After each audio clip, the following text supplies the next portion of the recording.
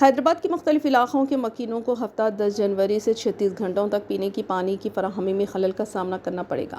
Hyderabad metropolitan water supply and sewerage board کے مطابق یہ خلل Krishna drinking water supply scheme phase 2 کے تحت جاری مختلف مرمتی و تکنیکی کاموں کے باعث پیش آئے گا، جو حیدرآباد شہر کو پانی فراہم کرتی ہے۔ ان کاموں میں کنڈاپور سے کوجاگنڈلا تک پمپنگ مین لائن پر 200 ملی میٹر خطر کی MS پائپ لائن کی لیکیج کو روکنا، خراب شدہ 2375 ملی میٹر خطر کی MS ایئرٹیز اور والز کی تبدیلی، نصراللہ پلی میں جنکشن کے کام اور مختلف مقامات پر خراب ہیٹر فلائی والز اور NR ویز کی تبدیلی شامل ہے۔ واٹر بورڈ کے مطابق ان کاموں کے باعث ہفتہ 10 جنوری کی صبح 6 بجے سے کئی علاقوں میں پینے کے پانی کی سپلائی متاثر رہے گی۔ معمول کے پانی کی فراہمی اتوار 11 جنوری کی شام 6 بجے تک بحال ہونے کی توقع ہے۔